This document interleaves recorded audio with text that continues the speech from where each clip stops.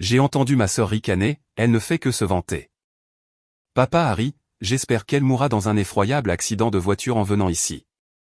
Je me suis éclipsé en douce. 15 minutes plus tard, une infirmière des urgences les a appelés. Dans une panique absolue. Le ciel au-dessus de Phoenix ce samedi après-midi était d'un bleu aveuglant. C'était le genre de journée chaude et sans nuages dans le désert où tout semble paresseux et doré. Le genre de journée où l'on se persuade que rien de fâcheux ne pourrait arriver. J'avais 32 ans, et pour la toute première fois de ma vie d'adulte, j'étais réellement impatiente de me rendre à une réunion de famille. J'ai garé ma berline de 5 ans d'âge, très raisonnable, dans la longue allée circulaire de la propriété de ma sœur Valérie. Parler d'une maison semble être une plaisanterie. C'était une immense demeure construite sur mesure au bout d'une impasse extrêmement tranquille et d'une richesse insolente. La pelouse semblait avoir été taillée au ciseau à ongles, verte et luxuriante malgré la chaleur du désert. Valérie réussissait brillamment dans l'immobilier commercial, un requin impitoyable en tailleur sur mesure, et sa maison était le monument ultime à la gloire de son ego. Plusieurs voitures de luxe étaient déjà garées devant, étincelantes sous le soleil. J'ai attrapé le lourd plateau recouvert de papier aluminium sur mon siège passager. À l'intérieur se trouvait un énorme travers de bœuf cuit à l'étouffée. J'avais passé 24 heures à le mariner et à le rôtir, surveillant constamment la température, arrosant la viande jusqu'à ce qu'elle se détache littéralement de l'os. C'était un morceau de viande coûteux, une recette sur laquelle je m'étais torturé l'esprit dans le seul but d'impressionner mon père, Grégory. Je voulais que tout soit parfait. La porte d'entrée n'était pas verrouillée, comme c'était toujours le cas lors de ces grands rassemblements du week-end. Je suis entré en portant le lourd plateau, marchant doucement sur le sol de marbre importé, frais, du grand foyer. J'entendais les bruits étouffés du barbecue qui se déroulait dans l'immense jardin, le tintement des verres coûteux, le murmure lointain de la musique country, l'odeur du charbon de bois et des cigares onéreux flottant dans l'air. J'ai marché silencieusement le long du couloir et j'ai pénétré dans la vaste cuisine de designer. J'ai posé le lourd plateau de travers de bœuf sur l'îlot en granit, juste à côté d'un assortiment de plats d'accompagnement de traiteur. J'étais sur le point d'appeler pour annoncer que j'étais arrivé en avance pour aider quand j'ai remarqué que la grande fenêtre au-dessus de l'évier de la cuisine était grande ouverte. Elle donnait directement sur la terrasse couverte. Et c'est alors que j'ai entendu mon nom. Nora devrait bientôt arriver. La voix de Valérie a traversé la moustiquaire, forte et totalement naturelle. Je me suis figé. Ma main est restée suspendue à quelques centimètres de l'aluminium de mon plateau. Il y avait quelque chose dans le ton de ma sœur, un ricanement condescendant et dégoulinant qui a immédiatement fait dresser les cheveux sur ma nuque. « Oh, merveilleux !» a répondu ma tante Béatrice. Sa voix était criarde, empreinte de cet ennui venimeux de la classe aisée qu'elle affichait constamment. J'ai absolument hâte d'entendre parler de sa petite vie si glamour. Qu'est-ce qu'elle fait déjà? Elle fait des dessins. Un éclat de rire a traversé le groupe sur la terrasse. Ce n'était pas un rire poli. C'était un caquetage collectif et malveillant. Je savais identifier chaque voix. Mon père, ma mère, ma tante, mon cousin. Ma famille entière était là-bas, s'en donnant à cœur joie pour me démolir. Elle m'a envoyé un SMS pour dire qu'elle venait tôt pour aider, a continué Valérie, jouant manifestement pour son public. Mais soyons réalistes. Elle vient seulement pour se vanter de son nouveau travail. Vice-présidente des communications dans un groupe hôtelier quelconque. Elle s'attend probablement à ce qu'on lui déroule le tapis rouge, qu'on s'incline et qu'on vénère son incroyable succès.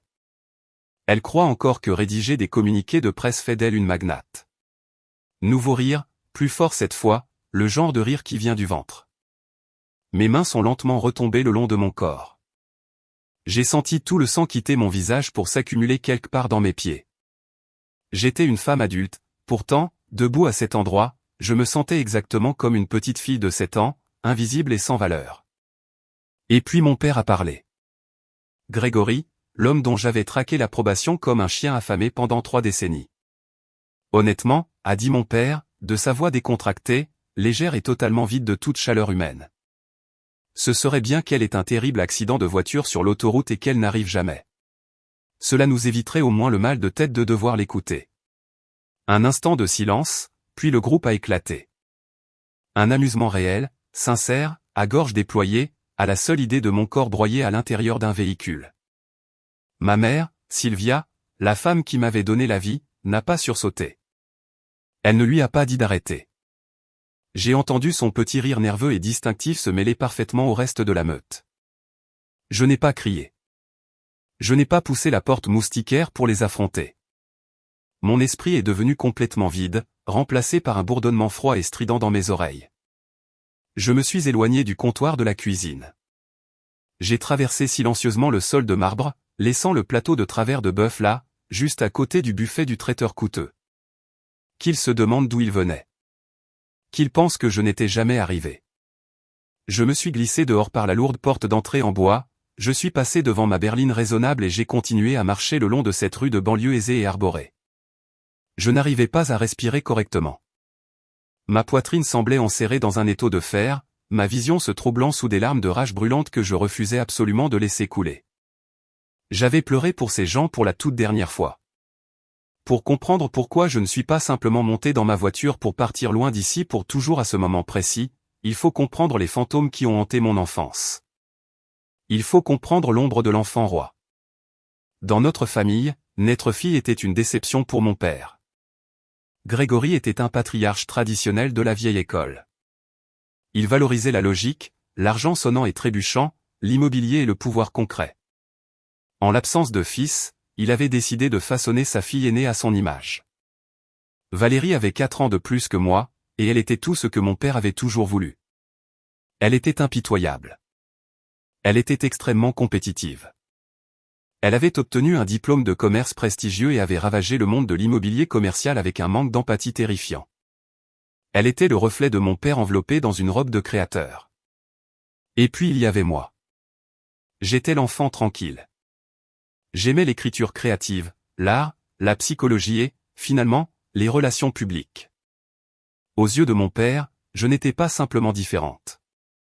J'étais un défaut de fabrication. J'étais un profond embarras. Je me souviens d'avoir eu 16 ans et d'avoir remporté un concours de rédaction à l'échelle de l'État. J'avais rapporté le certificat à la maison, vibrant littéralement de joie, et je l'avais posé sur la table de la salle à manger devant lui. Il l'a regardé pendant peut-être 3 secondes, a ricané et a dit « Écrire ? Est-ce que tu vas payer une hypothèque avec des métaphores, Nora ? Regarde ta sœur. Elle vient de finaliser un bail énorme pour un centre commercial. Ça, c'est un vrai avenir. Ce que tu fais n'est qu'une distraction. » Ma mère, Sylvia, se tenait juste là, dans la cuisine. Elle m'a regardé, a haussé faiblement les épaules d'un air pathétique, et s'est remise à essuyer les comptoirs. C'était sa marque de fabrique, la complicité silencieuse. Elle ne donnait jamais les coups, mais elle me maintenait au sol pour que mon père et ma sœur puissent me frapper. Elle vénérait le sol sur lequel mon père marchait et était terrifiée par son tempérament. Elle sacrifiait ma santé mentale chaque jour de la semaine simplement pour préserver la paix dans son salon immaculé. Quand Valérie est allée à l'université, mes parents ont liquidé avec joie une part massive de leurs investissements pour payer ses frais de scolarité en totalité et en espèces. Quand est venu mon tour, mon père m'a tendu une liasse de demandes de prêts étudiants et m'a dit qu'il n'allait pas gaspiller l'argent de la famille pour un diplôme artistique inutile. J'ai cumulé 2 emplois, me levant à 4 heures du matin pour ouvrir un café simplement pour me frayer un chemin à travers mes études. Pendant toute ma vingtaine, j'ai cru que j'étais le problème. J'ai accepté moins que ce que je méritais dans mes relations et au travail parce que ma famille m'avait systématiquement convaincu que j'étais fondamentalement défectueuse. Mais avec le temps, j'ai trouvé des mentors. J'ai suivi une thérapie. J'ai commencé à reconstruire mon estime de moi à partir de zéro. Brique par brique, douloureusement. J'ai gravi les échelons de l'entreprise, en ne comptant que sur ma propre persévérance. Mais peu importe la hauteur à laquelle je grimpais, dès que je me retrouvais en leur présence, j'étais rabaissé à nouveau. Je me suis retrouvé à 2 pâtés de maison de la propriété, marchant sans but sous le soleil brûlant avant d'entrer dans un café calme et climatisé au coin de l'avenue principale. Je me suis glissé dans une banquette tout au fond, fixant d'un regard vide la table en bois verni. J'ai pensé à la véritable raison pour laquelle j'étais venu tôt au barbecue aujourd'hui. J'ai pensé au secret que je gardais précieusement depuis une semaine. Il y a quelques jours à peine, j'avais officiellement été nommé vice-présidente des communications pour le Sunset Hospitality Group, un immense conglomérat national. Après des années de travail acharné, à m'entendre dire que ma carrière était futile, j'avais enfin percé. Le programme de rémunération était énorme. Nous parlions d'un salaire de base à 6 chiffres, de généreux bonus annuels et d'une équipe de 30 personnes sous ma responsabilité directe. Quand le PDG m'avait remis la lettre d'offre, j'avais dû m'enfermer dans les toilettes pour pleurer dans une serviette en papier. J'avais réussi. Je leur avais prouvé qu'ils avaient tort. La petite fille à qui l'on répétait qu'elle ne parviendrait jamais à rien était désormais assise à la table des cadres. Mais le traumatisme fait faire des choses stupides. Le traumatisme vous rend naïf. Au lieu de savourer cette victoire et de la célébrer avec des gens qui se souciaient réellement de moi, l'enfant en moi avait vu cette lettre d'offre comme un ticket d'or. Je pensais sincèrement, ça y est. Quand papa entendra parler du titre, quand Valérie saura pour le salaire, ils me respecteront enfin. Ils me regarderont enfin de la même manière qu'ils se regardent l'un l'autre. J'avais répondu présente à ce barbecue le cœur plein d'un espoir désespéré et pathétique. J'avais acheté une nouvelle robe. J'avais passé des heures à cuisiner son plat préféré. Et ma récompense, me tenir dans une cuisine à écouter l'homme qui m'avait donné son nom de famille souhaiter ma mort violente simplement pour ne pas avoir à m'entendre parler, écouter ma sœur se moquer du jalon même qui, je le pensais, allait me sauver. Mon téléphone a vibré dans mon sac. Je l'ai sorti. Un SMS de Valérie. « Eh, tu es où? On pensait que tu venais plus tôt pour te rendre utile pour une fois. » Papa commence à s'impatienter. J'ai fixé l'écran lumineux. L'audace pure de ce message. La fausseté sociopathe absolue de ces mots. Elle prétendait se soucier de mon arrival alors qu'elle assassinait activement ma réputation devant un public de parents. La tristesse que j'avais ressentie s'est complètement évaporée. Elle ne s'est pas simplement estompée. Elle s'est durcie. Elle s'est calcifiée en quelque chose de glacial, de lourd et de tranchant comme un rasoir. Je n'ai pas répondu à Valérie. À la place, j'ai ouvert mes contacts et j'ai cherché Naomi. Naomi était ma meilleure amie depuis l'âge de 20 ans. Elle était brillante, farouchement loyale, ancienne infirmière de traumatologie travaillant désormais dans l'administration hospitalière. Elle était la seule personne au monde à comprendre réellement la profondeur de la pourriture au sein de ma famille. Elle m'avait tenu les cheveux pendant que je vomissais d'angoisse après des repas de Thanksgiving. J'ai appuyé sur le bouton d'appel. Elle a décroché à la deuxième sonnerie. « Salut » a dit Naomi joyeusement. « Tu ne devrais pas être en train de te faire rôtir verbalement dans la demeure de la méchante sorcière en ce moment ?»« Naomi » ai-je dit. Ma voix sonnait étrangement à mes propres oreilles. Elle était étrangement calme, totalement dépourvue de toute émotion. « J'ai besoin de ton aide. J'ai besoin que tu laisses tomber ce que tu es en train de faire et que tu me rejoignes au café sur la rue Oak. Et j'ai besoin que tu me fasses confiance. Nous allons leur donner une leçon qu'ils n'oublieront jamais. » Naomi a franchi les portes vitrées du café moins de 20 minutes plus tard. Elle a jeté un seul coup d'œil à mon visage et son attitude détendue a totalement disparu. Elle s'est glissée sur la banquette en face de moi, le front plissé d'une profonde inquiétude. « Nora, tu as l'air d'un fantôme » a-t-elle dit à voix basse. « Qu'est-ce qui s'est passé ? Tu as parlé d'une urgence. » J'ai pris une profonde inspiration tremblante et je lui ai tout raconté. Je n'ai omis aucun détail.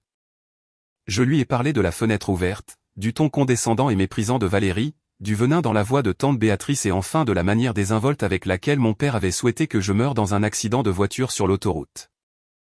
Je lui ai parlé des rires, de cet affreux rire collectif de ma propre mère qui se mêlait à celui des autres. Quand j'ai eu fini, les mains de Naomi étaient serrées en poing fermé sur la table. Ses articulations étaient blanches. Ses yeux brillaient d'une fureur protectrice que j'avais rarement vue chez elle. « Je vais y aller en voiture tout de suite » a dit Naomi dans un murmure mortel. Elle a commencé à glisser hors de la banquette. « Je vais entrer dans ce jardin, renverser leur barbecue hors de prix et dire à chacun de ces misérables psychopathes exactement ce qu'ils sont. »« Non » ai-je dit calmement, tendant le bras pour lui attraper le poignet. « Reste assise. » Ma propre voix m'a surprise à nouveau. Elle était si remarquablement stable. « Leur hurler dessus ne changera rien, Naomi. Tu sais comment ils fonctionnent. Ils vont simplement dire que je suis dramatique. Ils diront que tu es folle. Ils vont retourner la situation et se faire passer pour les victimes comme ils le font toujours. »« Alors quoi, Nora ?» a demandé Naomi en se rassoyant, la poitrine encore légèrement haletante. « Tu vas juste partir ? Couper les ponts ? Disparaître ? » « Je vais couper les ponts » ai-je répondu, me penchant au-dessus de la table, mes yeux ancrés dans les siens. But d'abord, je vais leur donner exactement ce qu'ils ont demandé. Ils voulaient une tragédie. Ils voulaient imaginer ce que ce serait si je mourais dans un accident de voiture en venant ici. Nous allons leur montrer. Naomi a froncé les sourcils, confuse pendant une fraction de seconde. Puis ses yeux se sont agrandis à mesure qu'elle comprenait. Naomi, ai-je dit doucement. J'ai besoin de ta voix d'infirmière des urgences. Les rouages dans sa tête se sont mis à tourner rapidement. La fureur protectrice a fait place au choc. Tu veux que je simule un appel de l'hôpital, a-t-elle demandé, d'une voix feutrée, regardant autour d'elle dans le café pour s'assurer que personne ne nous écoutait. Nora, c'est une option nucléaire. Si nous faisons cela, il n'y aura pas de retour en arrière, jamais. Cela va réduire tout le pont en cendres. Je ne veux pas revenir en arrière, ai-je dit, plongeant mon regard dans le sien. Regarde-moi, Naomi. J'ai 32 ans. J'ai passé toute mon existence à me plier en quatre pour une famille qui utilise ma souffrance comme un divertissement. Ils ont littéralement plaisanté sur l'idée de mon corps sans vie extrait d'une épave. Je veux qu'ils ressentent la terreur brute de cette réalité, même si ce n'est que pour 20 minutes. Je veux qu'ils fassent face à la finalité absolue de leur propre cruauté. Naomi m'a fixé pendant un long moment pesant. Elle connaissait notre histoire. Elle savait pour les fonds universitaires, le dénigrement constant, la guerre psychologique. Lentement, un air féroce et déterminé s'est installé sur son visage. L'ancienne infirmière de traumatologie reprenait du service. Elle a plongé la main dans son sac, en a sorti son téléphone et l'a posé à plat sur la table. D'accord, a-t-elle dit, son ton devenant d'un professionnalisme clinique rigoureux. Si on fait ça, on le fait à la perfection. On ne leur laisse pas la moindre marge de doute. Il nous faut des termes médicaux précis. Il faut une urgence absolue. Et nous devons viser le maillon faible. On ne peut pas appeler Valérie, ai-je dit instantanément, analysant la structure tactique des dysfonctionnements de ma famille. Valérie est beaucoup trop logique. Elle fonctionne comme une machine. Si tu l'appelles, elle va demander le numéro de badge de l'agent de police sur place. Elle demandera le numéro de l'ambulance. Elle trouvera une faille dans l'histoire en moins de 30 secondes. D'accord. Naomi a hoché la tête, tapotant son doigt sur la table. Et ton père? J'ai laissé échapper un rire amer et sans joie. Si tu appelles Grégory, il se peut qu'il n'en ait même rien à faire au point de ne pas poser sa bière. Il finirait probablement tranquillement son steak avant d'annoncer la nouvelle aux autres. Il s'enorgueillit de ne jamais montrer d'émotion. Alors, qui est la cible? Ma mère, ai-je dit fermement. Sylvia. Naomi a haussé un sourcil. Tu es sûr? Elle a l'air de s'en remettre entièrement à ton père. Elle fonctionne uniquement sur l'image publique et la panique, ai-je expliqué avec une logique froide. Elle est terrifiée à l'idée de passer pour une mauvaise mère auprès de ses amis du country club. Et tante Béatrice est assise juste à côté d'elle. Si tu appelles Sylvia et lui donnes des nouvelles horribles, elle ne réfléchira pas de manière logique. Elle va hurler. Elle va laisser tomber tout ce qu'elle tient. Elle va créer une scène de panique monumentale, et tout le monde sera obligé de réagir immédiatement. C'est le détonateur parfait. Parfait, a dit Naomi. Donne-moi son numéro. Je vais masquer mon numéro pour qu'il s'affiche comme inconnu ou privé. Pendant que Naomi tapait les chiffres sur son téléphone, mon propre écran s'est allumé à nouveau. C'était un SMS de mon cousin Félix. Félix était celui qui jouait toujours les pacificateurs dans la famille. Il me prenait toujours à part lors de ces événements, me proposait une bière et me chuchotait, et, tu sais comment est l'oncle Grégory. Ignore-le. Ne te laisse pas atteindre. J'avais l'habitude de penser que Félix était le seul dans mon camp. J'ai ouvert le message. Et, tu es où? L'oncle Greg est super agacé que tu sois en retard. Tu sais comment il déteste attendre.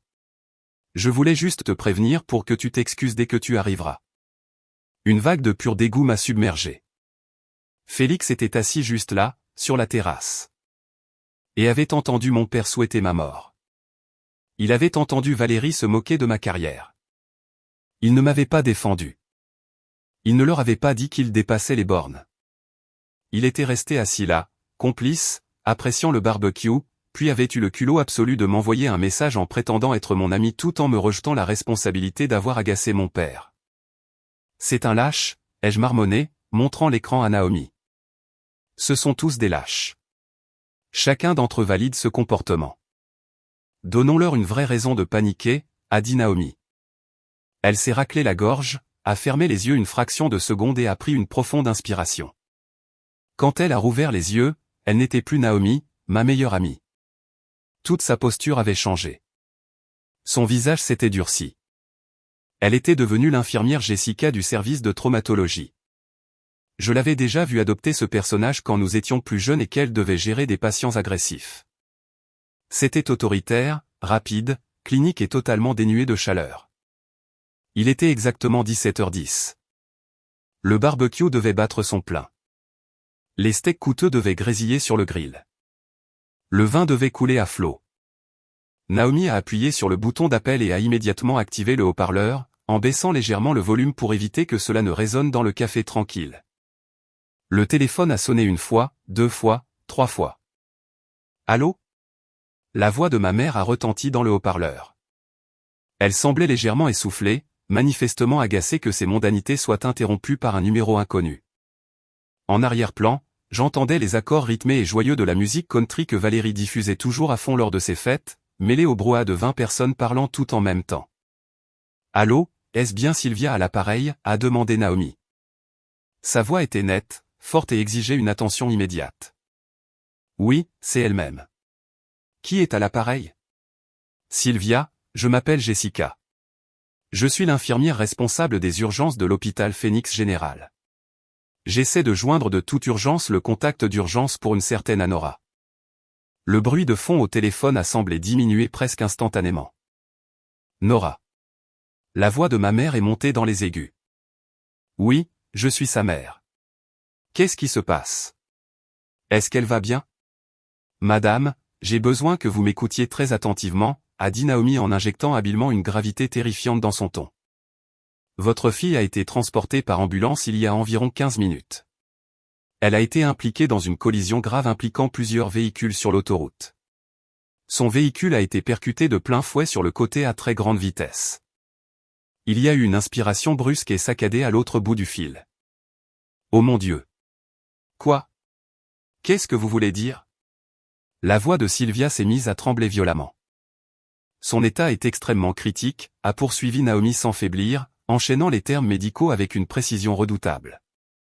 Elle a subi un traumatisme contondant à la poitrine et nous constatons des signes d'hémorragie crânienne sévère.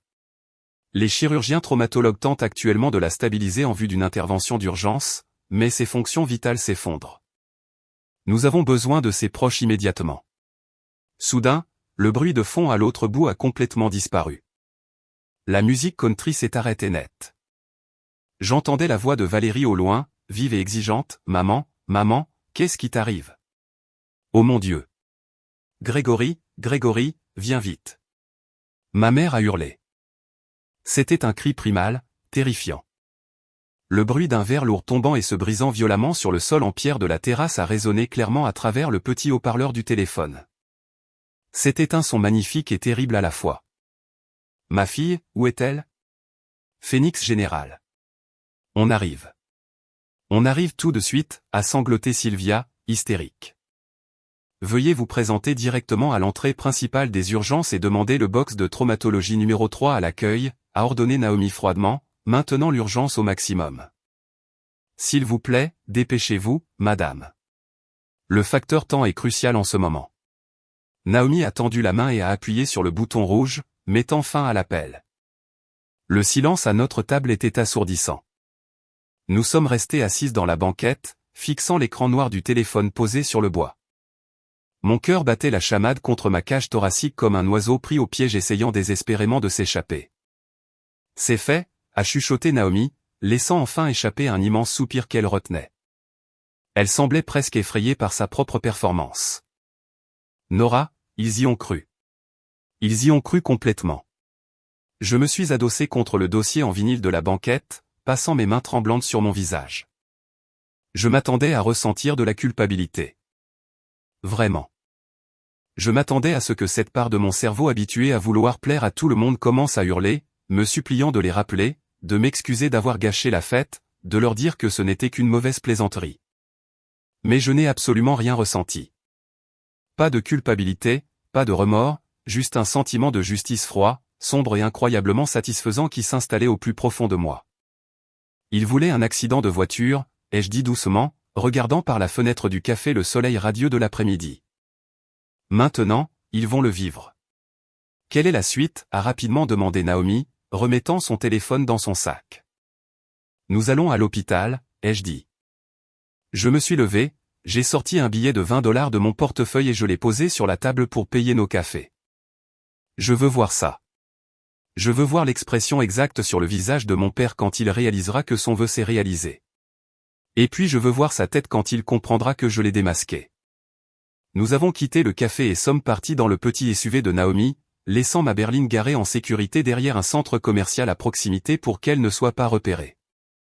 L'hôpital Phoenix Général n'était qu'à 12 minutes de route du quartier chic de Valérie. Nous avons navigué dans la circulation de fin d'après-midi, le soleil commençant à décliner légèrement, projetant de longues ombres dramatiques sur le bitume brûlant. À notre arrivée sur le campus médical, Naomi est passée directement devant l'entrée chaotique des urgences. À la place, elle s'est engagée dans l'immense parking couvert sur plusieurs niveaux situé juste en face. Nous avons gravi les rampes en spirale jusqu'au 3e étage, nous garant face à la barrière de béton donnant sur l'hôpital. Depuis notre poste d'observation, nous avions une vue plongeante parfaite et dégagée sur les portes vitrées coulissantes et lumineuses des urgences, la zone rouge des ambulances et la zone de dépose minute des patients. J'ai baissé la vitre passager, laissant l'air chaud de la soirée du désert s'engouffrer dans la voiture. J'ai posé mes coudes sur le rebord de la portière, observant le béton en bas. Il était 17h25. Seulement 15 minutes s'étaient écoulées depuis que Naomi avait raccroché. Et c'est alors que mon téléphone s'est mis à vibrer. Il vibrait de manière si continue, si agressive qu'on aurait dit un bourdonnement mécanique unique et interminable contre ma cuisse. Je l'ai sorti de ma poche et j'ai regardé l'écran. Les notifications affluaient comme un tsunami numérique. Appel manqué de papa. Appel manqué de Valérie. Appel manqué de Valérie. Appel manqué de maman. SMS de tante Béatrice, Nora, s'il te plaît mon Dieu, dis-moi que tu vas bien. On est en route pour l'hôpital. On t'aime tellement. SMS de Félix, Nora, on panique complètement. S'il te plaît, réponds. Dis-nous que tu es en vie. Je n'en ai ouvert aucun. J'ai simplement posé le téléphone face vers le haut sur le tableau de bord de la voiture de Naomi et j'ai regardé l'écran s'allumer encore et encore, illuminant l'habitacle sombre du véhicule. Tu trembles, a doucement fait remarquer Naomi depuis le siège conducteur. Je n'ai pas peur, ai-je répondu, les yeux fixés sur l'entrée de l'hôpital en bas, sans ciller. J'attends simplement que la tempête éclate. Et, pile au rendez-vous, la tempête est arrivée. J'ai entendu le crissement violent de pneus avant même de voir le véhicule. Le SUV Porsche noir de Valérie est arrivé en trombe au tournant du complexe hospitalier, prenant le virage à une vitesse si folle que les pneus larges fumaient sur l'asphalte. Elle n'a même pas pris la peine de se garer sur les places de stationnement de courte durée. Elle a pilé pile au milieu de la zone rouge de dépose minute des urgences, bloquant complètement une voie d'ambulance vide. Les portières se sont ouvertes avant même l'arrêt complet du véhicule. Mon père, Grégory, a été le premier à s'extirper de la voiture. Je n'avais jamais, en 32 ans de vie sur cette terre, vu mon père courir. C'était un homme qui marchait à pas délibérés, lourd, calculé, projetant toujours un contrôle total et une domination absolue sur son environnement. Mais à ce moment précis, il sprintait. Il a laissé la lourde portière grande ouverte et s'est rué vers les portes vitrées coulissantes automatiques. Son visage était d'une pâleur extrême, vidé de sa couleur arrogante habituelle. Sa posture était frénétique, désespérée et totalement hors de contrôle. Ma mère a trébuché en sortant de la banquette arrière, se tenant la poitrine à deux mains. Elle pleurait si fort qu'elle tenait à peine debout, pratiquement soutenue par mon beau-frère, Julien. Julien s'effaçait d'ordinaire lors de ces réunions, mais en cet instant, il avait l'air terrifié, traînant ma mère vers l'entrée. Valérie est sortie du côté conducteur, l'enfant roi, le requin impitoyable. Elle semblait complètement brisée. Elle passait ses mains dans ses cheveux parfaitement coiffés, regardant frénétiquement autour de la zone des ambulances comme si elle s'attendait à voir mon sang sur le sol. Derrière la Porsche, 2 autres voitures ont pilé dans la zone de stationnement interdite. Tante Béatrice, Félix et quelques autres membres de la famille en sont sortis à leur tour, se ruant vers l'entrée comme un essaim d'abeilles paniquées et hystériques. Je suis resté assise là, dans la sécurité tranquille et surélevée du 3e étage du parking, regardant ma famille s'effondrer complètement face à la perspective de perdre la personne même dont ils se moquaient 45 minutes plus tôt. Je pensais que de les voir paniquer m'apporterait un sentiment de triomphe joyeux. Je pensais que je me sentirais victorieuse. Mais en les regardant disparaître un par un à travers les portes vitrées automatiques, une tristesse profonde et étouffante m'a envahi à la place. Voilà ce qu'il avait fallu. Il avait fallu la menace de ma mort violente pour qu'il manifeste le moindre élan de préoccupation pour mon existence. Il ne se souciait pas de mes réussites. Il ne se souciait pas de mon bonheur. Il ne s'en souciait que lorsque le jouet avec lequel ils aimaient s'amuser était soudainement brisé et leur était retiré. L'intérieur de la voiture de Naomi était plongé dans un silence de mort, à l'exception du bourdonnement rythmique et incessant de mon téléphone vibrant contre le plastique dur du tableau de bord. Chaque vibration était un autre appel manqué, un autre message paniqué, une autre supplique désespérée en larmes d'un membre de la famille qui venait soudain, par miracle, de découvrir ma valeur. En bas, l'entrée des urgences était redevenue calme. Les voitures de luxe étaient abandonnées dans la zone rouge, leurs feux de détresse clignotant en rythme, projetant une lueur orange sinistre sur les piliers de béton. Un agent de sécurité de l'hôpital est sorti, a inspecté la Porsche garée illégalement, a secoué la tête d'un air agacé et a sorti un carnet de contraventions. Même au cœur d'une tragédie familiale fictive, le mépris arrogant de Valérie pour les règles s'affichait en grand. Combien de temps on les laisse souffrir là-dedans, a demandé Naomi à voix basse, le regard tendu. Elle était penchée en avant sur le volant, les yeux fixés sur les portes coulissantes. Jusqu'à ce que la panique se transforme en confusion, ai-je répondu. Ma voix était stable, bien que mes mains soient si serrées sur mes genoux que mes articulations me faisaient mal.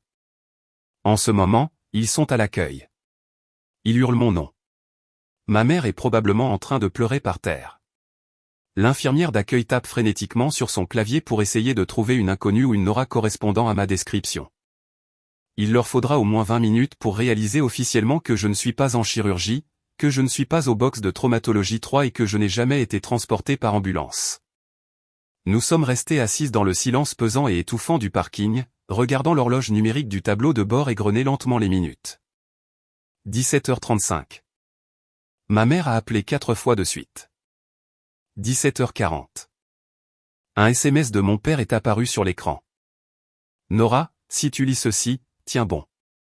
On est là. Papa est là. J'ai lu le message à haute voix. Les mots avaient un goût de cendre sèche dans ma bouche. Papa est là. J'ai laissé échapper un rire âpre et amer qui a résonné durement dans l'habitacle de la voiture. Il est là, ai-je dit à Naomi en secouant lentement la tête. 32 ans a quémandé son attention. 32 ans d'expositions artistiques qu'il a ignorées, de remises de diplômes boudés, de promotions rabaissées. 32 ans à me répéter que j'étais un fardeau inutile. Et tout ce qu'il a fallu pour qu'il daigne enfin se présenter et revendiquer son rôle de père, c'est une hémorragie crânienne massive. C'est malade, Nora. A acquiescé Naomi, le ton empreint d'un profond dégoût. Cela prouve simplement que leur cruauté est un choix. Ils sont tout à fait capables d'éprouver de l'intérêt. Ils ont la capacité d'agir dans l'urgence et d'aimer. Ils ont juste choisi activement de te priver de tout cela par jeu de pouvoir. Elle avait tout à fait raison. C'était la prise de conscience qui avait fini par balayer les derniers restes de culpabilité que j'avais concernant ce plan. Ce n'était pas un manque de capacité d'aimer. Mon père aimait Valérie. Il le prouvait chaque fois qu'il vantait ses transactions immobilières, chaque fois qu'il finançait sa vie. Le traitement que mes parents m'infligeaient n'était pas un accident. C'était l'exécution systématique et délibérée d'un favoritisme. Ils avaient besoin d'un bouc émissaire pour faire briller davantage l'enfant prodige, et j'avais été enrôlé dans ce rôle sans mon consentement. 17h45. En bas, les portes vitrées coulissantes automatiques des urgences se sont ouvertes. Ma sœur Valérie est sortie. Elle tenait son téléphone fermement contre son oreille. Elle faisait les 100 pas sur le trottoir en béton, gesticulant de la main libre. Son visage n'était plus pâle de chagrin. Il était rouge de colère. Un instant plus tard, mon téléphone a vibré sur le tableau de bord. Appel manqué de Valérie. Je l'ai regardé raccrocher, passer une main dans ses cheveux d'un geste d'extrême frustration et retourner à l'intérieur de l'hôpital. Il commençait à comprendre. Le personnel hospitalier devait leur répéter fermement qu'il n'y avait absolument aucune trace de mon admission. La panique aveuglante de la perte commençait à se transformer en la confusion chaotique et frustrante d'un mystère. D'une minute à l'autre, ai-je murmuré, sans jamais détacher mes yeux de l'entrée. J'ai pensé à ce que j'étais sur le point de faire. J'étais sur le point de couper définitivement les ponts avec toute ma lignée. Dans notre culture, la famille est présentée comme un lien sacré et indestructible. On dit que le sang est plus dense que l'eau. Mais personne ne parle jamais de ce que l'on est censé faire quand votre propre sang est précisément ce qui vous empoisonne. Personne ne parle de la douleur immense et terrifiante d'assister aux funérailles de personnes qui sont encore en vie. Pleurer les parents que l'on aurait mérités mais que l'on n'a jamais eus. J'étais en deuil, assise dans ce parking, regardant le soleil couchant se refléter sur les vitres de l'hôpital. J'enterrais la petite fille qui voulait simplement que son père soit fier d'elle. Je l'enterrais ici aujourd'hui. 17h55. Les portes vitrées se sont à nouveau ouvertes. Cette fois, c'était un exode massif. Valérie menait la marche, sortant de l'hôpital en trombe, son téléphone collé au visage. Son expression s'était transformée en un masque de fureur pure et absolue. Derrière elle, mon père semblait complètement désorienté, se querellant avec un agent de sécurité. Ma mère s'appuyait lourdement sur tante Béatrice, s'essuyant le visage avec un mouchoir, l'air hagard. Même de 3 étages plus haut, je pouvais ressentir l'énergie agressive et frénétique qui émanait de ma sœur. Elle marchait vers sa Porsche verbalisée, balayant du regard la rue passante comme si j'allais surgir des buissons par magie pour expliquer ce malentendu monumental. Mon téléphone s'est éclairé une dernière fois. L'écran affichait une photo de Valérie et moi prise lors de vacances en famille forcée il y a 5 ans. Appel entrant, Valérie. Je ne l'ai pas rejeté. Je l'ai juste laissé sonner. Je la regardais d'en haut faire les 100 pas à côté de sa voiture, shootant violemment dans ses pneus hors de prix par frustration quand je ne répondais pas. « Tu vas répondre ?» a demandé Naomi, la respiration légèrement suspendue. « Pas encore, ai-je dit. Laisse-la laisser un message. » Qu'elle enregistre sa confusion. L'appel a basculé sur le répondeur. J'ai attendu exactement 30 secondes. Valérie a rappelé immédiatement. Elle était implacable. Elle n'agissait plus par amour désormais. Elle agissait par un besoin désespéré de contrôler la situation. Elle ne supportait pas de ne pas savoir ce qui se passait, de ne pas être la personne la plus intelligente de la pièce. J'ai décroché le téléphone. J'ai pris une profonde inspiration pour me stabiliser, remplissant mes poumons de l'air chaud de l'Arizona. J'ai regardé Naomi, lui ai adressé un signe de tête ferme et j'ai glissé le bouton vert pour accepter l'appel. Je n'ai pas dit un mot. J'ai juste porté le téléphone à mon oreille et j'ai écouté. Nora. La voix de Valérie a explosé à travers le haut-parleur. C'était si fort, si frénétique et si totalement hors de contrôle que j'ai dû éloigner le téléphone d'1 centimètre de mon oreille. Nora, tu es où, bordel? Tu es en vie? L'accueil de l'hôpital dit que tu n'es pas là. Ils disent qu'il n'y a pas eu d'accident grave admis aujourd'hui. Où es-tu? Qu'est-ce qui se passe? J'ai regardé en bas à travers le pare-brise de la voiture. Je la voyais parfaitement. Je voyais mon père debout juste derrière elle, penché, le visage cramoisi de panique, essayant d'entendre ma voix à travers le combiné. J'avais l'avantage de la hauteur, au sens propre comme au figuré. Je vais très bien, Valérie, ai-je dit. Ma voix était calme, d'un calme dangereux, terrifiant. Elle ne tremblait pas. Elle ne faiblissait pas. C'était la voix d'une cadre d'entreprise menant une OPA hostile. Il y a eu un silence lourd et stupéfait à l'autre bout du fil. Le contraste saisissant entre ses cris frénétiques et mon sang-froid glacial a été un choc pour elle. Tu vas bien, a balbutié Valérie. Sa colère était temporairement désamorcée par la surprise. On a reçu un appel. Maman a reçu un appel d'une infirmière de traumatologie. Ils ont dit que tu avais une hémorragie cérébrale massive. Ils ont dit que tu étais en train de mourir sur une table d'opération. Ah bon, ai-je demandé d'un ton faussement innocent. C'est extrêmement étrange. Où es-tu, a-t-elle exigé, la fureur remplaçant rapidement la panique. Tu es dans un autre hôpital? Est-ce que l'ambulance t'a transféré ailleurs? Non, Valérie, ai-je dit, me penchant en avant sur mon siège, les yeux fixés sur sa silhouette minuscule 3 étages plus bas. Je ne suis pas à l'hôpital. Je n'ai pas eu d'accident. Alors où es-tu, bordel? J'ai fait une pause. J'ai laissé le silence s'étirer entre nous. Je l'ai savouré. Je voulais me souvenir de ce moment précis pour le reste de ma vie. C'était la seconde exacte où le rapport de force de nos 32 années d'histoire s'inversait définitivement. Je suis assise au 3e étage du parking juste en face de toi, ai-je dit clairement. Je suis assise ici depuis 45 minutes à vous regarder courir dans tous les sens devant l'entrée des urgences comme des rats de laboratoire dans un labyrinthe. J'ai vu Valérie se figer en bas. Elle a lentement éloigné le téléphone de son oreille, a tourné la tête et a levé les yeux vers la structure massive en béton du parking. Je savais qu'elle ne pouvait pas voir mon visage à travers le pare-brise teinté de la voiture de Naomi, mais je savais qu'elle sentait mon regard posé sur elle. La tempête avait officiellement touché terre, et je me tenais parfaitement immobile en son centre. « Tu as fait ça exprès », a dit Valérie. Sa voix n'était plus frénétique. Elle était descendue d'un octave, se transformant en un sifflement bas et menaçant. La panique d'avoir perdu une sœur s'était instantanément évaporée, remplacée en totalité par la rage folle d'une femme qui réalisait qu'elle venait de se faire piéger. « Tu nous as fait croire que tu mourrais. Espèce de folle tordue. Tu as la moindre idée de ce que tu viens de faire vivre à maman? » Je sais exactement ce que je lui ai fait vivre, ai-je répondu. L'air dans la voiture semblait d'une immobilité de plomb. Je n'ai pas haussé le ton. Je n'en avais pas besoin.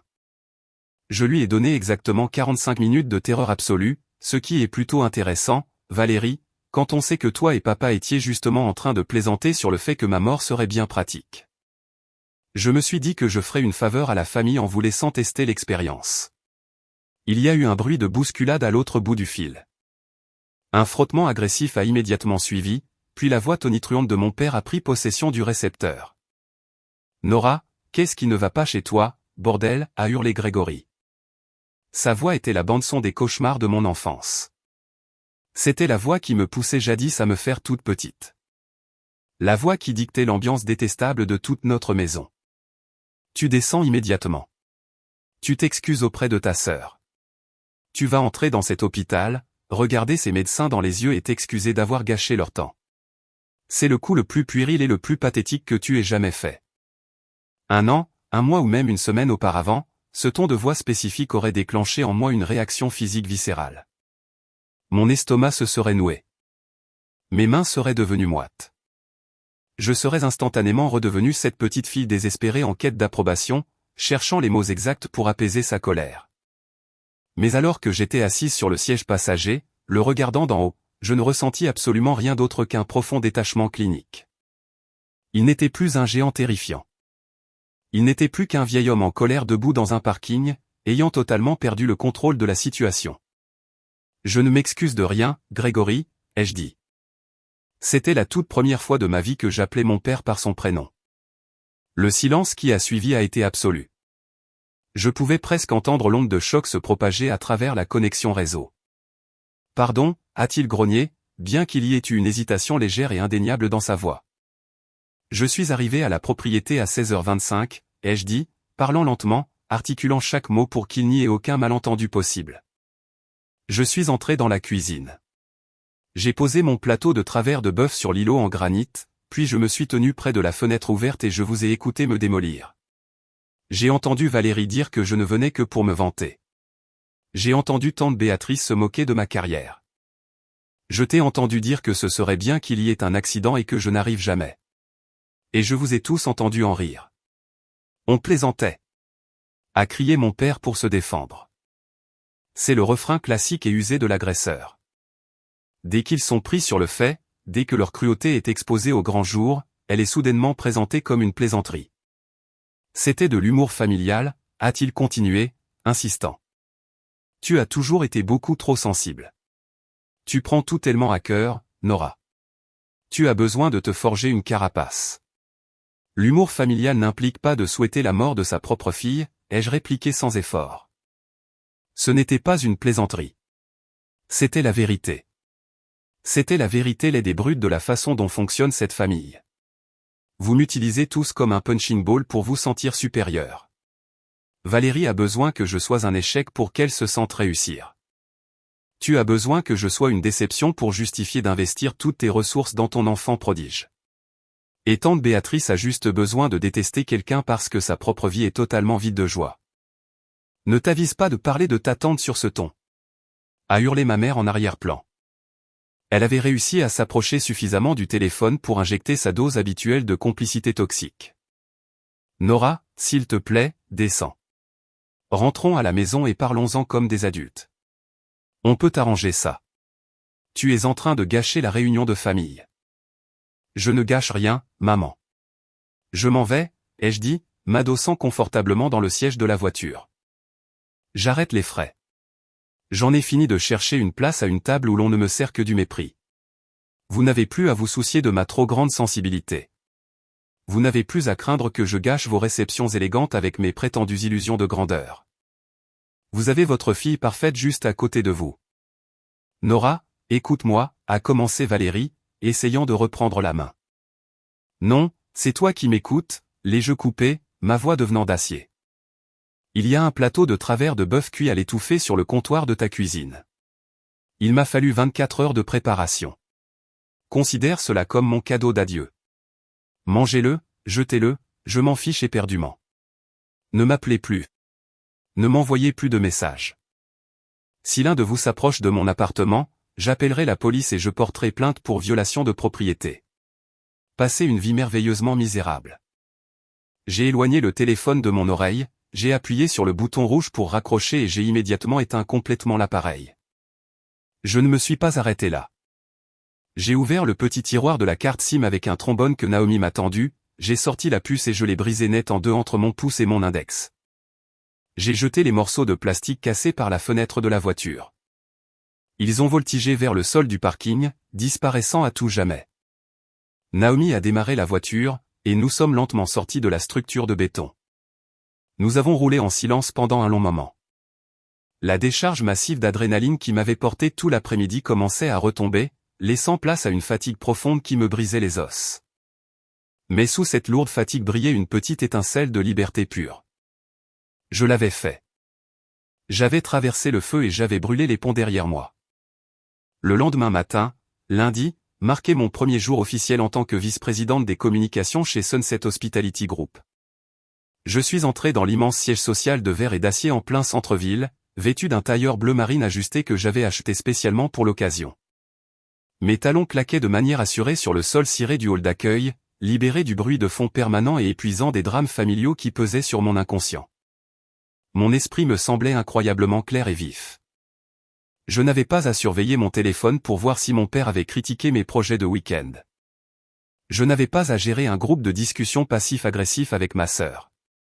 Pour la première fois de ma vie d'adulte, toute mon énergie mentale m'appartenait exclusivement. On m'a conduite à mon bureau d'angle. Il disposait de baies vitrées offrant une vue panoramique sur toute la ville de Phoenix. Je me suis tenu là, contemplant la métropole, cette même ville où ma famille essayait actuellement de comprendre comment gérer mon absence soudaine et totale, et j'ai ressenti un élan de confiance inébranlable. À 14 heures cet après-midi-là, j'ai eu ma première présentation importante avec Miranda, la directrice générale. Miranda était une femme redoutable de près de 60 ans, connue dans tout le secteur de l'hôtellerie pour son efficacité impitoyable et son esprit stratégique brillant. Elle ne tolérait pas la médiocrité et ne se souciait ni de votre milieu social ni de votre pédigré. Seuls vos résultats l'intéressaient. Je suis entré dans la salle de conseil de la direction, j'ai connecté mon ordinateur portable au projecteur principal et j'ai exposé une stratégie globale de marketing numérique axée sur les données, visant à restructurer l'ensemble de notre programme de fidélité. Je n'ai pas bafouillé. Je ne me suis pas remise en question. J'ai dirigé la réunion avec la même autorité glaciale et sereine que j'avais utilisée pour faire taire ma sœur la veille. Quand j'ai terminé ma présentation et éteint le projecteur, la grande salle de conseil était plongée dans un silence de mort. Miranda était assise en bout de table en acajou, tapotant lentement un stylo argenté contre son porte-documents en cuir. Elle m'a regardé pendant un long moment d'observation.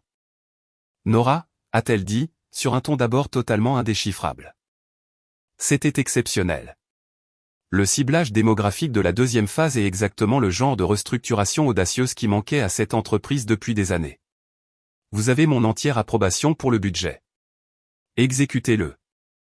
Une vague d'intense validation professionnelle m'a submergé. Voilà à quoi ressemblait le véritable respect. Il n'était pas accordé en vertu d'un lien de sang ou d'un ordre de naissance. Il se méritait par la compétence, l'intelligence et le travail. Alors que je rangeais mon ordinateur portable, Miranda a levé la main, m'invitant à rester un instant après le départ des autres cadres.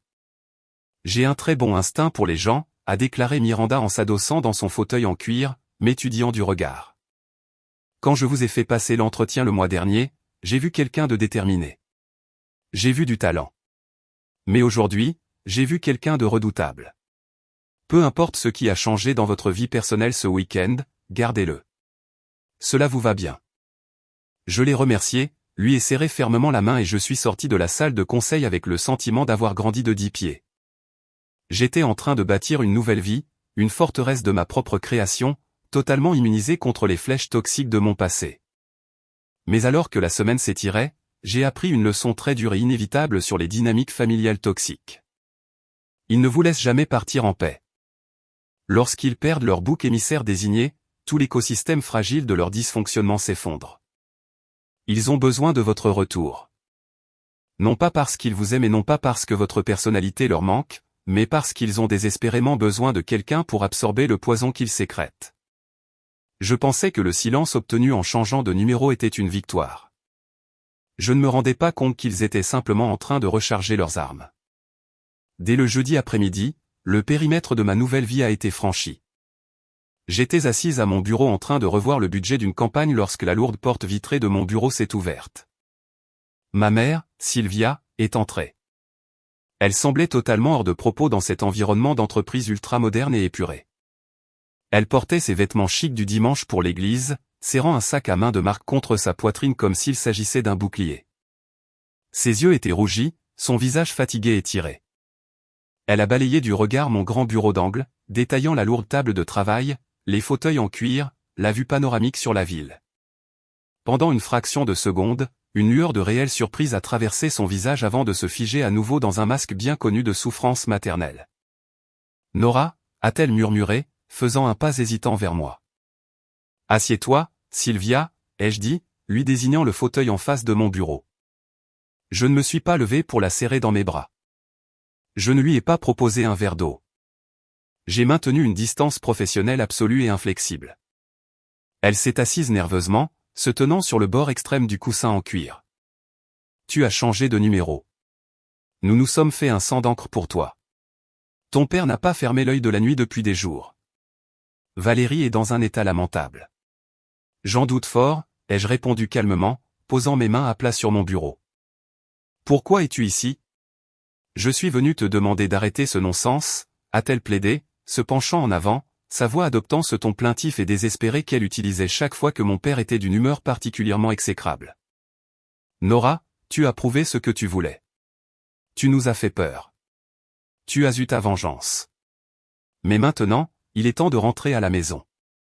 Ton père est furieux, et plus tu feras durer cela, plus il lui sera difficile de te pardonner. » Je l'ai fixé.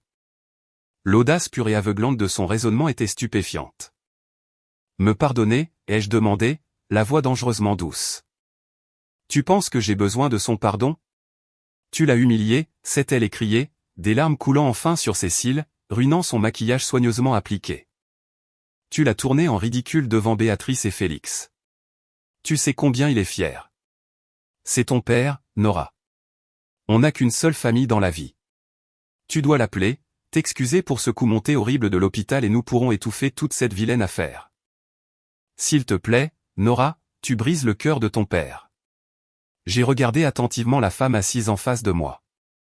Pendant des années, je m'étais persuadé que ma mère était elle aussi une victime. Je pensais qu'elle était simplement trop faible pour s'opposer aux brimades de mon père. Je la croyais piégée. Mais assise ici, à l'écouter exiger que je présente des excuses à mon bourreau simplement pour lui faciliter la vie, la dernière illusion s'est brisée. Elle n'était pas une victime. Elle était complice.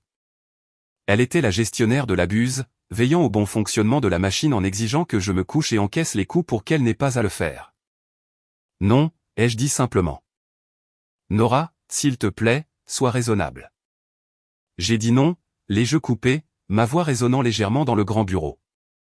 Je ne m'excuse pas auprès d'un homme qui a souhaité ma mort violente. Je n'étoufferai plus jamais rien. La seule raison pour laquelle tu es assise sur cette chaise en ce moment, c'est que sans moi pour encaisser les coups, Grégory a probablement reporté sa colère sur toi et Valérie. Je ne te manque pas, maman. C'est ton bouclier humain qui te manque. Elle a eu le souffle coupé, portant la main à sa poitrine comme si je l'avais frappée physiquement. Comment peux-tu dire une chose aussi terrible à ta propre mère? Parce que c'est la vérité, et que la vérité n'est plus interdite dans ma vie, ai-je déclaré en me levant de mon siège. J'ai décroché le téléphone de mon bureau et appuyé sur un bouton. Sécurité, s'il vous plaît, venez à la suite de la direction. J'ai une visiteuse à raccompagner jusqu'au hall d'accueil. Sylvia s'est levée, le visage rouge de honte. Elle m'a regardé, réalisant pour la toute première fois que la culpabilisation ne fonctionnait plus. Le cordon ombilical de la manipulation avait été définitivement tranché. Elle a tourné les talons et est sortie, son sac de marque oscillant agressivement contre sa hanche. Je pensais que ce serait la fin. Je pensais que rejeter ma mère si froidement enverrait un message assez clair au reste de la famille. Mais j'avais largement sous-estimé le chaos absolu que j'avais déclenché dans la vie de ma sœur. 2 semaines plus tard, le véritable coup de théâtre s'est produit. Le genre de justice poétique parfaite est si incroyablement satisfaisante qu'on ne pourrait pas l'écrire si on essayait. J'ai reçu un email sur ma boîte professionnelle sécurisée. L'objet était vide. Il venait de Valérie. Il ne contenait aucune menace. Il ne contenait aucune exigence, arrogance ou posture d'entreprise. Il n'y avait que 2 phrases, j'ai besoin de te voir. S'il te plaît, retrouve-moi au Hawkroom en centre-ville à 18h ce soir. Je t'en supplie. Le Hawkroom était un bar à whisky haut de gamme, faiblement éclairé, fréquenté par des cadres d'entreprise et de riches promoteurs immobiliers. C'était le repère habituel de Valérie. J'ai hésité à ignorer l'email, mais ma curiosité a fini par l'emporter. Je voulais voir l'enfant chéri mendier. Quand je suis arrivé au bar, j'ai failli ne pas reconnaître ma sœur. Valérie était assise dans une banquette en cuir sombre, tout au fond. Elle ne portait pas son tailleur de créateur habituel. Elle portait un chemisier froissé. Ses cheveux étaient en désordre, retenus à la hâte par une pince. Elle avait un verre de whisky sec devant elle, et ses mains tremblaient visiblement alors qu'elle le portait à sa bouche. Je me suis glissé sur la banquette en face d'elle. Je n'ai pas commandé de boisson. Elle a levé les yeux vers moi. Ses yeux étaient injectés de sang, totalement vidés de leur arrogance perçante habituelle. « Tu m'as ruiné », a-t-elle chuchoté. Ce n'était pas une accusation. C'était le constat d'un fait accompli. Je ne t'ai pas parlé depuis 3 semaines, Valérie, ai-je répondu froidement, m'adossant contre le cuir. Je ne t'ai rien fait. Le contrat Harrison, a-t-elle dit, prenant une gorgée tremblante et désespérée de son whisky. Un projet de développement commercial de 40 millions de dollars à Scottsdale. J'ai travaillé dessus pendant 8 mois d'efforts épuisants. C'était le joyau de la couronne de mon cabinet. Nous devions signer les documents finaux lundi. Et ai-je demandé, sentant un étrange pincement dans ma poitrine. L'investisseuse principale s'est retirée, a dit Valérie, la voix brisée, une larme glissant sur sa joue. Une femme du nom d'Evelyn Harrison. Elle a annulé tout le projet. Elle a appelé directement mon associé principal pour lui dire qu'elle refusait catégoriquement de faire affaire avec notre cabinet tant que je serais rattaché au projet. Les affaires échouent tout le temps. Quel rapport cela a-t-il avec moi? Valérie a laissé échapper un rire misérable et plein d'autodérision. Elle a plongé la main dans sa poche, en a sorti son téléphone et l'a fait glisser sur la table vers moi. Evelyn Harrison, a dit Valérie, pointant un doigt tremblant vers l'écran. Est la meilleure amie de Miranda. Ta directrice générale. J'ai fixé le téléphone. Mon esprit s'est emballé, reliant les pièces du puzzle à une vitesse fulgurante. Miranda, la redoutable directrice générale qui m'avait dit avoir un bon instinct pour les gens, la femme qui avait remarqué mon changement d'attitude. D'après mon associé, a poursuivi Valérie, d'une voix creuse et vaincue, Evelyn et Miranda jouent au golf tous les dimanches au country club du Biltmore. Apparemment, le dimanche après notre barbecue, Miranda parlait de sa brillante nouvelle vice-présidente des communications. Elle a mentionné ton nom. Evelyne a reconnu notre nom de famille. Elle a mentionné qu'elle était en train de conclure une transaction immobilière massive avec mon cabinet. Je suis resté parfaitement immobile, assimilant l'information. Valérie a dégluti péniblement, fixant la table. Evelyne a mentionné qu'elle était au Biltmore le week-end précédent, assise à la table voisine de celle où tante Béatrice et maman prenaient leur brunch. Une lueur froide et éclatante s'est fait jour dans mon esprit. Tante Béatrice et ma mère se rendaient toujours au Biltmore pour le brunch du dimanche afin de commérer et de se plaindre du monde entier. Elle parlait de l'incident de l'hôpital, a chuchoté Valérie, enfouissant son visage dans ses mains. Tante Béatrice se plaignait bruyamment auprès de maman de la façon dont tu avais humilié la famille. Elle racontait toute l'histoire à qui voulait l'entendre. Elle répétait ce que papa avait dit sur l'accident de voiture. Elle répétait ce que j'avais dit sur le fait que tu étais un échec. Elle se vantait de la façon dont il t'avait remise à ta place. Evelyn Harrison était assise à la table d'à côté et a entendu chaque mot. Je me suis adossé contre la banquette. La force magnifique du karma se déployait sous mes yeux. Evelyn a appelé Miranda pour confirmer, a dit Valérie, me regardant avec un désespoir absolu dans les yeux. Et puis Evelyn a annulé mon projet. Elle a dit à mon associé que toute femme qui trouve de la joie dans la torture psychologique de sa propre sœur, toute femme qui rit à l'idée que sa fratrie meurt dans un accident, manque de l'intégrité morale fondamentale requise pour gérer un investissement de 40 millions de dollars. Mon cabinet est furieux. Je suis mise à pied en attendant une enquête d'éthique complète. Ma carrière est totalement finie, Nora. Elle m'a regardé, brisée et désespérée. L'enfant prodige, dépouillé de tout son or, assise dans les cendres d'un empire bâti sur l'arrogance. J'ai pensé aux larmes que j'avais versées dans ma voiture quand elle s'était moquée de ma promotion. J'ai pensé aux décennies passées à m'entendre dire que je n'étais rien. Je ne t'ai pas ruiné, Valérie, ai-je dit doucement en me levant de la banquette. Tu t'es ruinée toute seule. Tante Béatrice a juste tendu le micro à Evelyne. Je suis sorti du Hawkroom, la laissant seule dans l'obscurité. Les retombées de l'effondrement du contrat Harrison ont été catastrophiques pour l'écosystème toxique de ma famille. Quand l'enfant prodige tombe, ce sont toutes les fondations qui volent en éclats. 2 jours après ma rencontre avec Valérie au bar, le dernier affrontement a eu lieu. Je sortais de mon immeuble de luxe pour me diriger vers ma voiture afin de me rendre au bureau. L'air du matin était frais, le soleil de l'Arizona commençant à peine à réchauffer le bitume. Alors que je posais le pied sur le trottoir, une silhouette imposante a surgi de derrière un SUV garé, me barrant physiquement le passage. C'était mon père, Grégory, et juste derrière lui, serrant son écharpe en soie coûteuse comme un bouclier, se tenait tante Béatrice. Grégory semblait complètement hors de lui. Son visage était d'un rouge furieux et marbré. Les veines de son cou saillaient contre le col de son polo. Il n'avait plus l'air d'un patriarche. Il ressemblait à un animal acculé, désespéré, perdant toute prise sur la réalité. Espèce de petite sorcière vindicative, a hurlé mon père. Sa voix a résonné violemment contre les murs en béton de la résidence, poussant une femme qui promenait son chien de l'autre côté de la rue à s'arrêter pour regarder. Tu es contente maintenant? Tu es satisfaite? Tu as détruit la vie de ta sœur. Je me suis arrêté de marcher. Je n'ai pas bronché. Je n'ai pas reculé. J'ai redressé les épaules, le regardant droit dans les yeux. Je portais des talons, ce qui me rendait plus grande que lui de quelques centimètres. C'était une réalité physique qu'il a semblé réaliser soudainement, devant incliner légèrement la tête vers le haut pour me dévisager. Valérie a perdu son contrat parce qu'elle manque de moralité, Grégory, ai-je dit d'une voix claire et calme qui couvrait ses cris. Elle a perdu son contrat parce qu'une investisseuse milliardaire a entendu ta sœur se vanter dans un country club public de la toxicité de cette famille. Je n'ai pas forcé tante Béatrice à l'ouvrir. Je ne t'ai pas forcé à souhaiter ma mort. Les actes ont des conséquences. Bienvenue dans le monde réel. Comment oses-tu? A crié tante Béatrice, surgissant de derrière mon père. Son visage était déformé par un masque de haine pure et venimeuse. J'ai ri. Un rire froid et sincère qui a semblé les clouer tous deux au silence. Je n'ai pas dit un seul mot à ma directrice générale, ai-je répondu. Je n'ai pas eu besoin de le faire. Votre propre arrogance a fait le travail pour moi.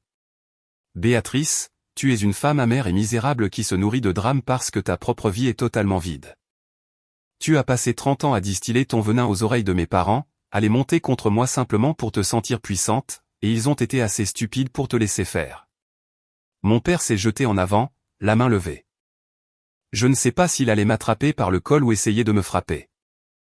Mais à la seconde où il a bougé, j'ai fait un pas droit vers lui, envahissant son espace, réduisant la distance jusqu'à ce que nos visages ne soient plus qu'à quelques centimètres l'un de l'autre.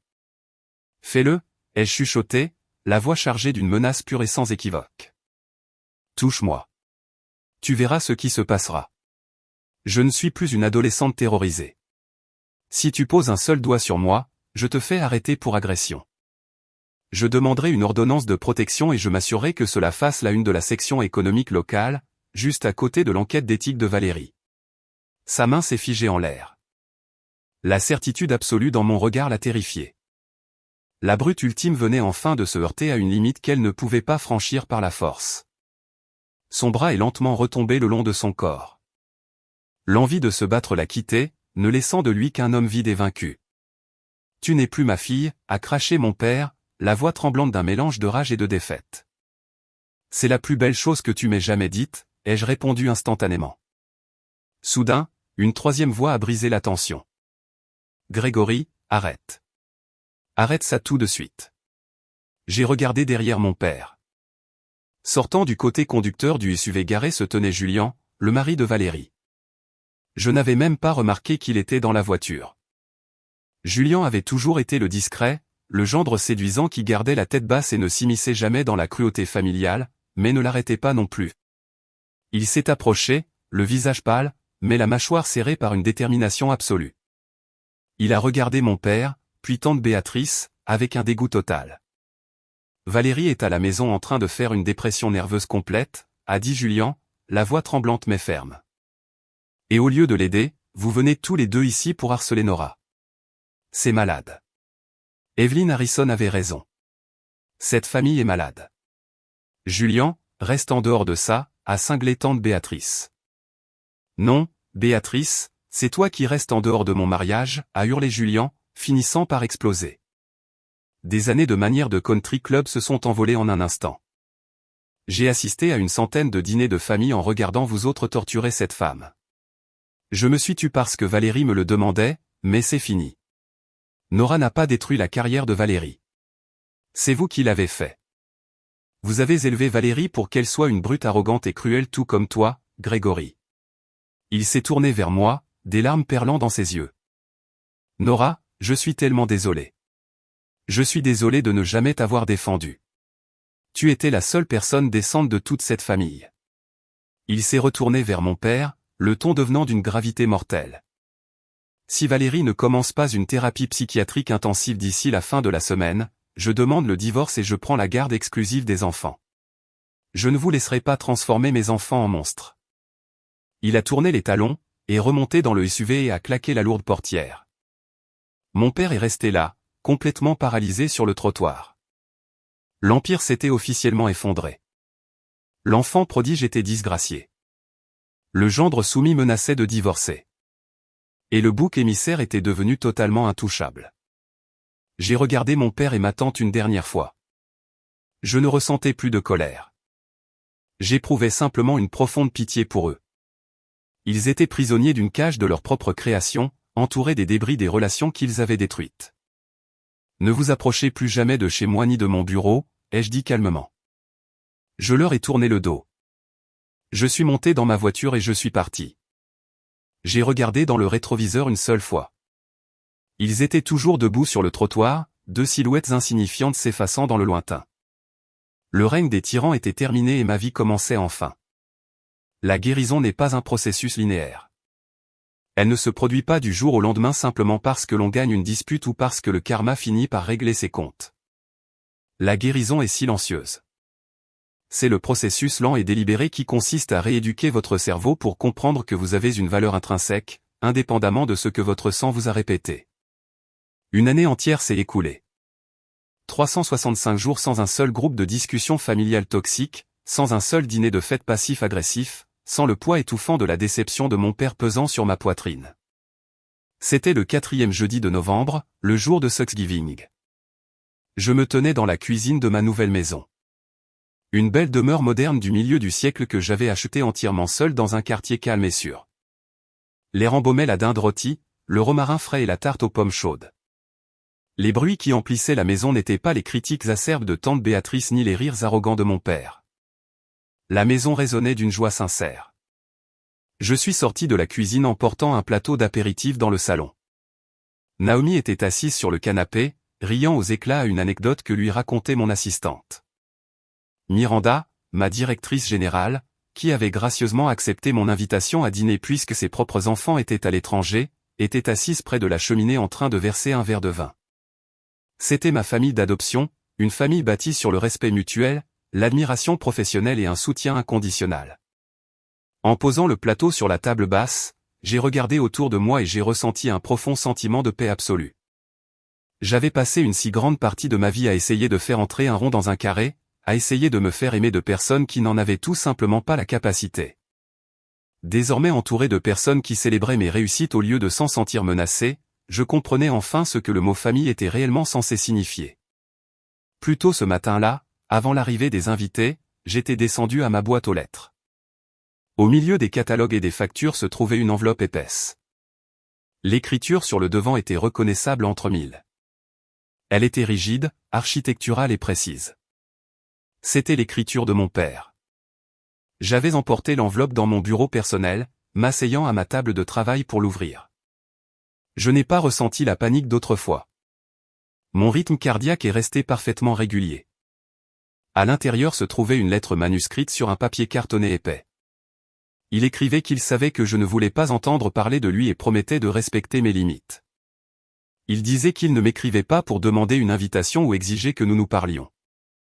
Il écrivait parce qu'il avait passé l'année écoulée dans une maison silencieuse à regarder s'effondrer tout ce qu'il avait bâti. Et il avait enfin compris pourquoi. Il me disait que Valérie suivait une thérapie intensive. Julien était resté avec elle, mais le chemin était difficile. Elle apprenait à devenir une personne sans se servir de quelqu'un d'autre comme d'un marchepied. Et lui essayait d'apprendre à devenir un père. Il reconnaissait qu'il avait échoué envers moi, complètement et totalement. Il avait laissé ses propres insécurités, sa vision rigide du monde, l'aveugler face à la femme incroyable que j'étais devenue. Il avouait avoir écouté Béatrice au lieu d'écouter son propre cœur. Il indiquait avoir coupé les ponts avec Béatrice, qualifiant cela de décision la plus difficile mais la plus nécessaire qu'il ait jamais prise. Il terminait sa lettre en disant qu'il n'attendait pas mon pardon et savait qu'il ne le méritait pas. Mais avant de quitter cette terre, il avait besoin de coucher ces mots sur le papier pour que je les aie pour toujours. Il me qualifiait de femme brillante, forte et accomplie. J'ai lu la lettre 2 fois. J'ai tracé les mots « fier de toi » du bout du doigt. C'était le saint graal de mon enfance. Et pourtant, en la lisant aujourd'hui, cela ne réparait pas le passé par magie. Cela n'effaçait pas la douleur, mais cela m'apportait une conclusion. J'ai pris la lettre, je l'ai pliée soigneusement et je l'ai placée dans le tiroir du bas de mon bureau. Je ne l'ai pas jetée, mais je ne l'ai pas encadrée non plus. J'ai accepté ses excuses intérieurement. Je lui ai pardonné, non pas pour lui, mais pour moi-même. Garder de la rancœur, c'est comme boire du poison et s'attendre à ce que l'autre personne en meure. J'ai relâché le ressentiment, mais pardonner ne signifie pas se réconcilier. Je n'ai pas décroché mon téléphone pour l'appeler. Je ne l'ai pas invité. J'ai maintenu la limite que j'avais si durement lutté à établir. Peut-être qu'un jour, dans des années, nous pourrions prendre un café. Mais pour l'instant, ma paix d'esprit était tout simplement trop précieuse pour être mise en jeu. Je suis revenu au moment présent, m'extirpant du souvenir de cette lettre. Naomi m'a regardé depuis le canapé, un sourire complice et lumineux sur le visage. Elle a levé son verre de vin dans ma direction. « Anora » a-t-elle dit, sa voix claire et enjouée couvrant les conversations, la reine de la soirée, et au meilleur Thanksgiving que cette maison ait jamais connu. Toute la pièce a levé son verre. « Anora » ont-ils répété en chœur. J'ai levé mon propre verre, prenant une gorgée de vin rouge. Il avait le goût de la victoire. J'ai regardé à travers les grandes baies vitrées de mon salon, contemplant le soleil de l'Arizona qui plongeait sous l'horizon, peignant le ciel de teintes éclatantes d'orange et de violet. J'avais survécu aux flammes. J'avais abattu les fondations toxiques de mon passé, et j'avais érigé un gratte-ciel magnifique au sommet des ruines. J'ai 33 ans aujourd'hui. Je réussis ma vie. Je suis aimé. Et surtout, je suis enfin libre.